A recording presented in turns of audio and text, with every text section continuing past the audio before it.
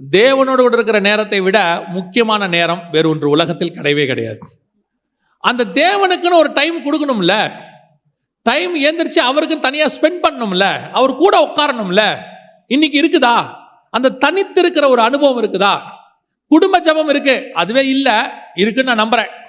குடும்ப ஜபம் இருக்கு, கூடி வந்து ஆராதிக்கிறது ஒரு காங்கிரிகேஷன் இருக்கு. ஆனால் தேவனோடு கூட தனித்திருக்கிற ஒரு அனுபவம் உங்களுக்கு இருக்கா? அமெரிக்காவினுடைய த சக்சஸ்ஃபுல் பிரசிடென்ட் அப்படின்னு சொல்லுவாங்க. யாருன்னு கேட்டிங்கன்னா ஆப்ரஹாம் லிங்கன். இவர் தான் இருக்கிறதுலே மோஸ்ட் சக்சஸ்ஃபுல் பிரசிடென்ட்.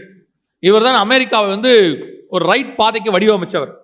ஆனால் இவர் தேவ மனுஷன், நல்ல ஆண்டவரை தேடுற ஒரு மனுஷன், பைபிள் வாசிக்கிற மனுஷன்.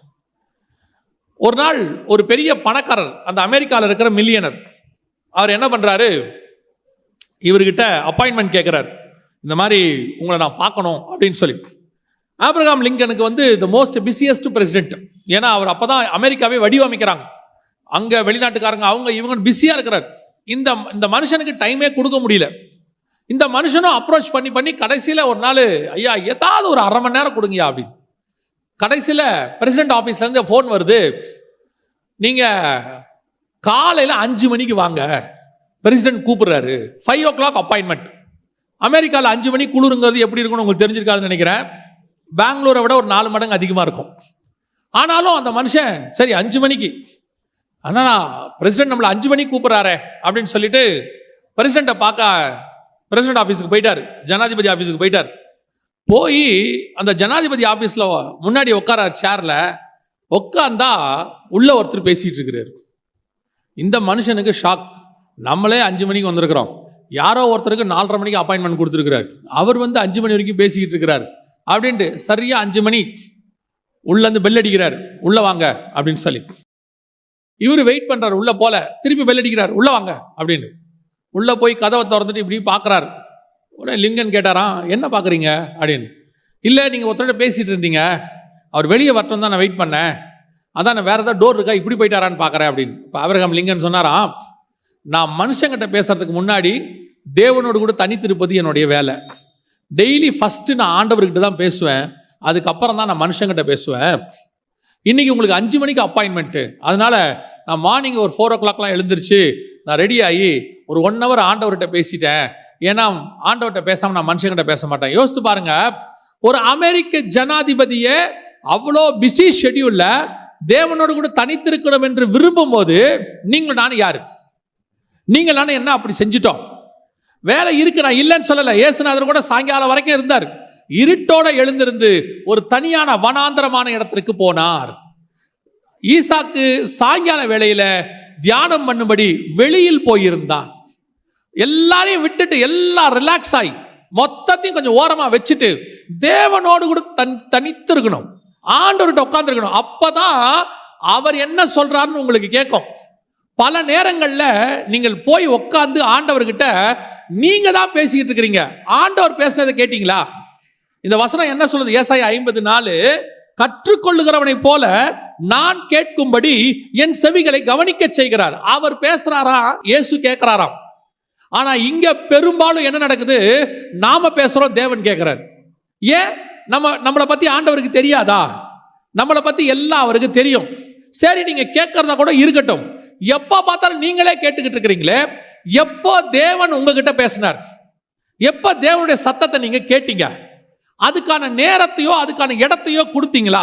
இப்போ பாருங்க, ஒரு பிஸியான ரோடு இருக்கு, மார்க்கெட் ரோட். ஒரு 50 அடியில இருந்து உங்க கணவரோ அல்லது சொந்தக்காரங்களோ ஒன்று சொல்றாங்க. நீங்க என்ன சொல்லுவீங்க தெரியுமா? ஒண்ணுமே கேட்கல. ஏன்னா சுத்தி அவ்வளவு சவுண்ட் இருக்குது, ஒண்ணுமே என்ன செய்யல, கேட்கல. சில நேரத்தில் பாருங்க, போன் வரும், அந்த பேசுறவர் சைடு யாரும் ஹார்ன் அடிச்சுட்டு இருப்பாங்க.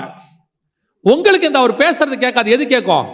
ஹார்ன் சவுண்ட் கேட்கும். நீங்க சொல்லுவீங்க, அந்த ஹார்ன் சவுண்ட் ரொம்ப இருக்குது, நீங்க பேசுறது என்ன செய்ய மாட்டேங்குது, கேட்க மாட்டேங்குது. அப்படின்னா என்ன அர்த்தம்? அங்கிருந்து பேசுறவருது உங்களுக்கு கேட்கணும்னா உங்களை சுத்தி என்னவா இருக்கணும்? அமைதியாக இருக்கணும். 2 பேர் மட்டும் பேசணும். அதுதான் தனித்திருக்கிற இடம். நீங்களும் தேவனும் தனியா இருந்தா மட்டும்தான் தேவன் பேசுறது உங்களுக்கு கேட்கும். அவர் உங்க லைஃப்ல என்ன வச்சிருக்கிறாரு, எவ்வளவு விஷயத்துக்கு நீங்க கன்ஃபியூஸ் ஆகுறீங்க, எவ்வளவு விஷயத்துல நீங்க தப்பா முடிவெடுக்கிறீங்க, அது உலக பிரகாரமான வேலையாவே இருக்கட்டும், இந்த வேலைக்கு போலாமா வேணாமா, இந்த பிசினஸ் ஸ்டார்ட் பண்ணலாமா வேணாமா, அல்லது இந்த பொண்ணை கல்யாணம் பண்ணலாமா வேணாமா, இல்லை இந்த படிப்பு படிக்கலாமா வேணாமா, வீடு இந்த இடம் வாங்கலாமா வேணாமா, வெளிநாட்டுக்கு போலாமா வேணாமா, எவ்வளோ உங்க லைஃப்ல இருக்கு, எவ்வளோ கன்ஃபியூஷன். இதுக்கு நீங்க என்ன பண்றீங்க தெரியுமா? ஒரு சிம்பிள் வேலை செய்யறதுக்கு பதிலா ரொம்ப காம்ப்ளிகேட் ஆக்கிக்கிறீங்க. எப்படி காம்ப்ளிகேட் ஆக்கிக்கிறீங்க? காலையில எழுந்திருச்சு இருட்டோட தேவனோடு தனித்திருக்கிற அதுக்கு போனீங்கன்னா, பேசுகிறவனுக்கு திருப்பி பதில் கொடுக்கிற தேவன் தான் நம்முடைய ஆண்டவர். அவர் மறு உத்தரவு கொடுக்கிறவர். உங்க வாழ்க்கைக்கு தேவையான எல்லாவற்றுக்கும் கர்த்தர் பதில் கொடுப்பார். அந்த ஜெபத்தை நீங்க ஏன் தேவன்கிட்ட போய் தனியா கேட்க கூடாது?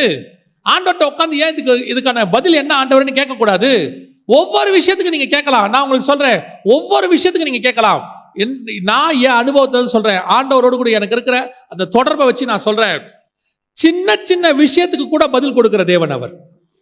சிம்பிள் விஷயத்துக்கு உங்களுக்கும் எனக்கு வேணா அது ரொம்ப சிம்பிளா தெரியும். ஆனா கர்த்தரை பொறுத்த வரைக்கும் அது என் பிள்ளைகள் கேட்குது. ஒரு தகப்பன் ஸ்தானத்திலிருந்து ஆண்டவர் அதை செய்வார். கேட்கிற கேள்விக்கு பதில் கொடுப்பார். நீங்க போங்க, முதல்ல ஆண்டவரோட தனித்திருக்கணுங்கிறதான ஒரு சுபாவத்துக்கு வாங்க. நீங்க தான் உங்க பிள்ளைகளுக்காக உபவாசம் இருக்கணும். நீங்க தான் உங்க காரியத்துக்காக ஜெபம் பண்ணுங்க. அப்படி பண்ணி உங்களுக்கு ரொம்ப கன்ஃபியூஸா இருக்கு, எனக்கு சரியாவே புரியல, ஒரு கன்ஃபர்மேஷன் வேணும்னா ஊழியக்காரங்கிட்ட வரலாம். ஊழியக்காரனும் சேர்ந்து ஜெபம் பண்ணி இருவர் ஒருமனப்பட்டிருந்தால் பரலோகத்திற்கு என் பிதாவானது ஆகும்னு சொல்லி உங்களுக்கு ஒரு கன்ஃபர்மேஷன் கொடுக்கலாம். நீங்க ஆண்டவர்கிட்ட உட்காரதில்ல, ஜெபம் பண்றதில்ல. நான் நேரடியாவே சொல்றேன், இங்க உட்கார்ந்து இருக்கிறவங்களை எத்தனை பேர் எனக்கு தெரியாது. ஆனா பெரும்பான்மையானவர்கள் தேவன் பக்கம் உட்கார்றவங்க கிடையாது. காலையில டைம் ஸ்பெண்ட் பண்றவங்க கிடையாது. நல்லா 7 மணிக்கு எழுந்திருச்சு, 6:30 மணிக்கு எழுந்திருச்சு, 7:30 மணிக்கு அறக்க பறக்க கிளம்பி நீங்க சொல்ற வார்த்தை பிஸி பிஸி பிஸி. காலையில 5 மணிக்கு 4 மணிக்கு எழுந்திருச்சு நீ உட்கார்ந்து உங்க குடும்பத்தை நடத்தி பாருங்க. உங்க குடும்பம் ஏன் இப்படி ஒரு மோசமான கண்டிஷன்ல இருக்கு? உங்ககிட்ட பணம் இருக்கு, வீடு இருக்கு, எல்லாம் இருக்கு, ஆனா குடும்பத்துல சமாதானம் இல்லை, குடும்பத்துல நிம்மதி இல்லை, பிள்ளைங்களை குறிச்ச பயம், வீட்டுல பயங்கரமான சண்டை. காரணம் என்ன? இதான், வேற ஒண்ணுமே கிடையாது. கணவனும் மனைவியும் காலையில உட்காரணும். கணவன் மட்டும் உட்கார்ந்தா பத்தாது, மனைவியும் உட்காரணும். இன்னைக்கு நடக்கிறது இல்ல. ஆனா கேட்டா சொல்றது, காலையில் எழுந்திரிக்கணும், பால் காய்ச்சணும், பிள்ளை ஸ்கூலுக்கு அனுப்பணும், அவரை கேட்டா சொல்லணும் வேலைக்கு போகணும், இந்த டிராபிக்ல போறதுக்கு 1 hour ஆகும், போய் சம்பாதிக்கணும். எல்லாம் உண்மை. இவ்வளவு எதுக்காக? இத்தனை எதுக்காக? உங்களுக்கு கொடுத்த குடும்பத்தை, உங்களுக்கு கொடுத்த வாழ்க்கையை நல்லா நடத்துறதுக்கு. அதுக்கு பணம் மட்டும் பத்தாது, உங்க உழைப்பு மட்டும் பத்தாது.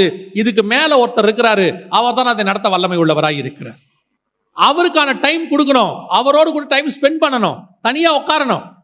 சிலர் சொல்றாங்கல்ல, ஒரு பிள்ளைங்க சொன்னாங்க அவங்க அப்பா பத்தி, பயங்கர பிஸி எங்க அப்பா, இது வரைக்கும் எங்க அப்பா எதுக்குமே எங்க ஸ்கூலுக்கு வந்ததில்லைன்னு.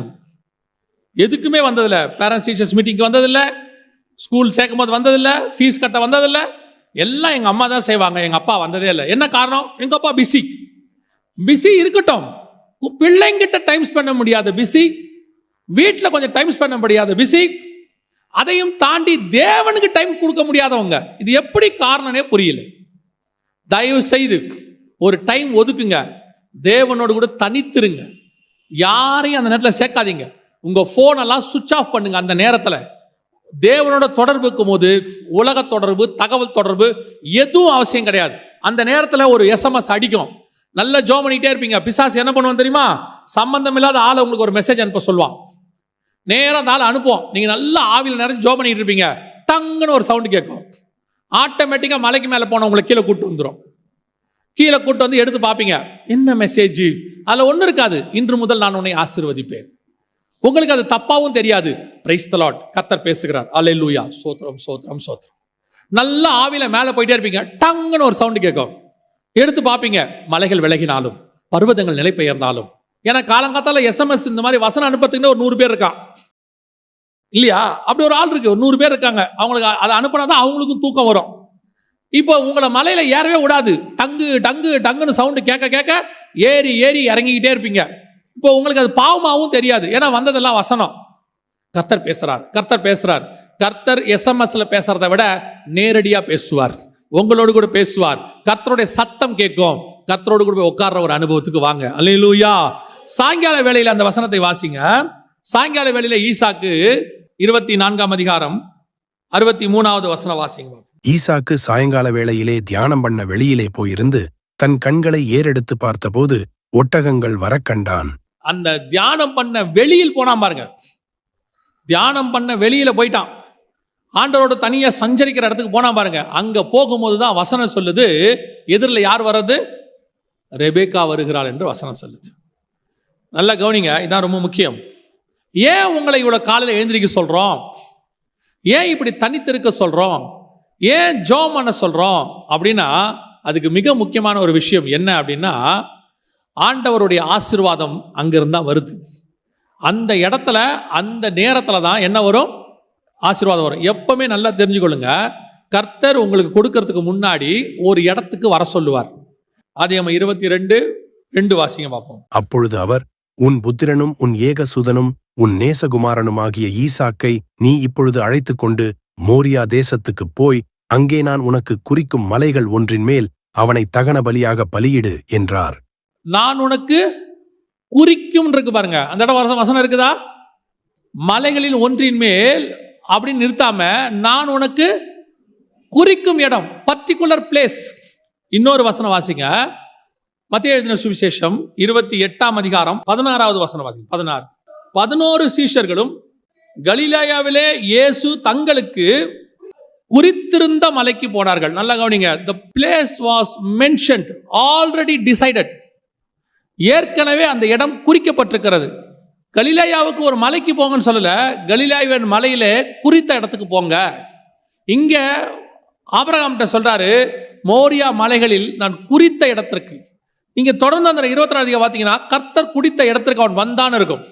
அது மட்டுமல்ல, தேவாலயம் கட்டும்போது நேற்று வாசிச்சமே 2 நாளாகமம் 3:1 அதுலயும் கர்த்தர் குறித்த இடத்துல அந்த இடத்துக்கு நீங்கள் போகும்போது, அதைத்தான் உங்களுக்கு சொல்றேன், ஸ்பிரிச்சுவலி அந்த ஸ்டாண்டர்டான இடத்துக்கு நீங்கள் வரும்பொழுது கர்த்தர் குறிக்கிறதான அந்த ஆவிக்குரிய வளர்ச்சி தனித்து வந்து இருட்டோட எழுந்திருச்சு ஒரு ஆவிக்குரிய வளர்ச்சி வரும்போது அந்த ஸ்டாண்டர்ட்ல உங்களுக்குரிய ஆசீர்வாதம் உங்கள் எதிரில் தானாய் வரும்.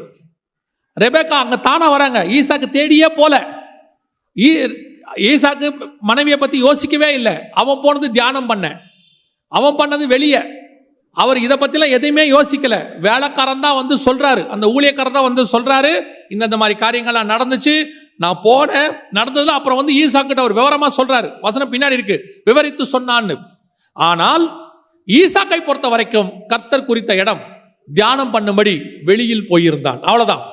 அந்த இடத்துக்கு, அந்த நேரத்திற்கு, அந்த பர்டிகுலர் ஸ்பிரிச்சுவல் வளர்ச்சிக்கு நீங்கள் வரும்போது உங்களுக்கு தேவையான ஆசீர்வாதம் உங்களுக்கு முன்னால் தானாய் வரும். நீங்க இந்த ஆசீர்வாதத்தை தேடி தானே ஓடுறீங்க. ரெபேக்கா எங்க இருக்குது, ரெபேக்கா எங்க இருக்குன்னு ஓடுறோம்ல, எங்க இருக்கு நன்மை கிருபை எங்க இருக்குன்னு ஓடுறோம்ல. ஆனா நீங்க இருக்கிற இடத்துக்கு அது வருங்கிற. நான் திருப்பியும் சொல்றேன், ஏன் அனுபவத்தை வச்சு சொல்றேன், நமக்கு என்ன தேவையோ அதை பரமபிதா முன்பே அறிந்திருக்கிறார். அவர் வந்து நீங்கள் இருக்கிற இடத்திற்கு கொடுப்பதற்கு வல்லமை உள்ள தேவனாய் இருக்கிறார். நீங்க அலைய வேண்டியதே இல்லை. என்னை பொறுத்த வரைக்கும் நான் ஆண்டவரோட பழகினதுல சொல்றேன், நம்ம அலைஞ்சு திரிஞ்சணும்னு கர்த்தர் விரும்பவே இல்லை. யோசித்து பாருங்க, ஆகார் அலைந்து திரிந்தாள், சாராள் கூடாரத்தில் இருந்தாள். ஆகார் அலைந்து திரிந்து ஒரு குழந்தையை பெற்றாள், சாராள் கூடாரத்துக்குள் இருந்து ஒரு குழந்தையை பெற்றாள். இது வாக்குத்தத்தம் பண்ணப்பட்ட குழந்தை, அது மீறுதலினால் வந்த குழந்தை.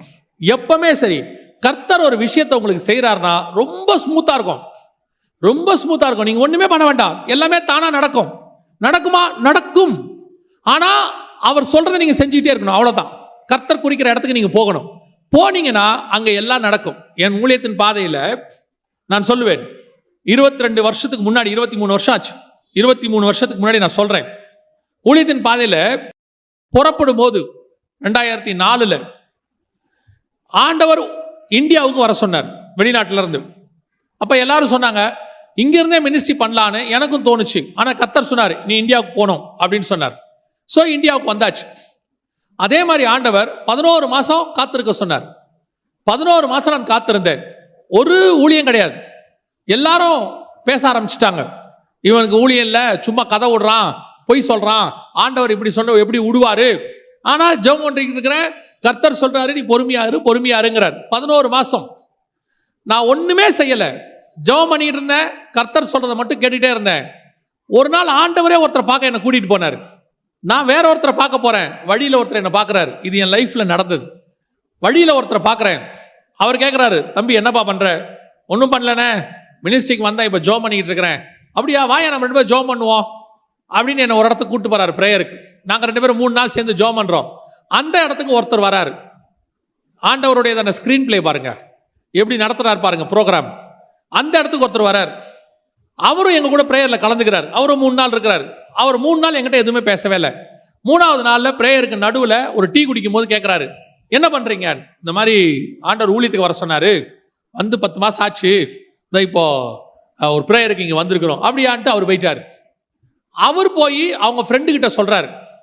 அந்த ஃப்ரெண்டு என்ன கூப்பிடுறாரு, நீங்க ஏதோ செகண்ட் கமிங் பத்தி மினிஸ்ட்ரி பண்றீங்க வந்திருக்கிறீங்கன்னு சொன்னாங்க, அது என்னன்னு எங்க வீட்டில் வந்து எங்களுக்கு சொல்ல முடியுமா எங்க வீட்டில் அப்படின்னு வந்து சொல்றேன்னு சொல்றேன். ஆண்டவர் அனுப்புறாரு. அது வீட்டு கூட்டம் 4 பேர் தான் இருப்பாங்க, அதெல்லாம் தெரியாது. போனா 10 பேர் இருந்தாங்க. அவரு, அவர் மனைவி, 2 பிள்ளைகள், தம்பி, அவங்க மனைவி, 2 பிள்ளைகள், வேலை செய்யற 2 பேர், எல்லாம் ஒரு 10 பேர் இருக்காங்க. எங்களுக்கு பேசுங்க, 2ஆம் வருகை பத்தி என்னன்னு சொல்லுங்க அப்படிங்கிறார். நம்ம என்ன யோசிக்கணும்? நான் யாரு? வெளிநாட்டுல இருந்து வேலையை விட்டு வந்திருக்கிறேன், உங்க வீட்டில் வந்து பேசுறதுக்காக ஆண்டவர் கூப்பிட்டாரு? அதெல்லாம் இல்ல. ஆண்டவர் சொல்றாரு இங்க பேசுன்னு. எனக்கு ஆண்டவர் சொல்லி கொடுத்தாரு ஒரு காரியம். என்ன தெரியுமா? எவ்வளவு பெரிய வீட்டுக்கும் சாவி சின்னதுதான். வீடு எவ்வளவு பெருசாவனா இருக்கட்டும், சாவி எப்படி இருக்கும்?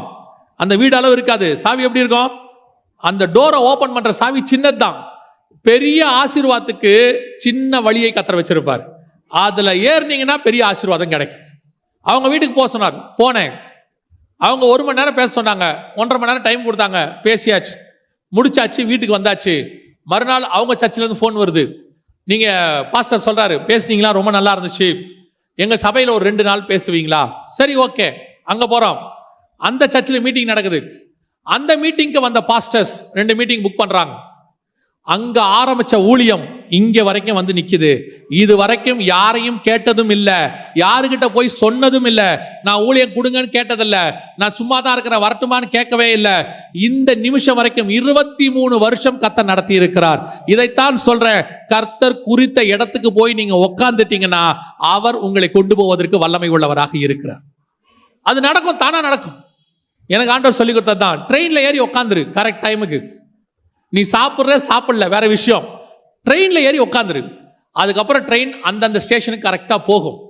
உனக்கு தேவையானது அந்தந்த ஸ்டேஷன்ல வரும். நீ சாப்பிட்டுக்கலாம், தண்ணி குடிச்சுக்கலாம், தூங்கிக்கலாம், கரெக்ட் டெஸ்டினேஷன் போய் இறங்கிடுவீங்க. ஒருவேளை நீங்க 1 மணி நேரம் லேட்டா விட்டுட்டு, உங்க ட்ரெயினை விட்டுட்டு அடுத்த ட்ரெயின்ல ஏறினீங்கன்னா எல்லா ஸ்டேஷனும் லேட்டு தான். 1 ஹவர் லேட். டெஸ்டினேஷன் போவீங்க, லேட்டா போவீங்க, அவ்வளவுதான். ஆனா நீங்க கரெக்ட் டைம் ஏறி உட்காந்துட்டீங்கன்னா நிம்மதியா தூங்கலாம். டெஸ்டினேஷன் வந்து எழுப்புவாங்க. இன்னைக்கு இதுதான் நீங்கள் செய்ய வேண்டிய மிக முக்கியமானது. ஆண்டவர் குறிக்கிற இடத்துக்கு போங்க. ஆண்டவர் சொல்ற இடத்துக்கு காத்துருங்க. காலை தோறும் கர்த்தருடைய சமூகத்தில் வெயிட் பண்ணுங்க. தனித்திருங்க. கொண்டு வர வேண்டிய ரெபெக்காளை கர்த்தர் கொண்டு வருவார். கொண்டு வர வேண்டிய ஆசீர்வாதம். ரெபெக்காளா யாரு? மனைவி. மனைவியை குறித்து வேதம் என்ன சொல்லுது? வாசிங்க.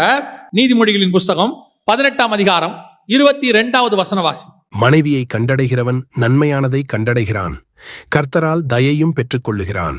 நான் சொல்லுவேன், மனைவி கண்டடைகிறவன் நன்மையை கண்டடைகிறான். ஒன்று, நம்மளால் அந்த அம்மாவுக்கு நன்மை இருக்கும், இல்லை அந்த அம்மாவால் நமக்கு நன்மை இருக்கும்.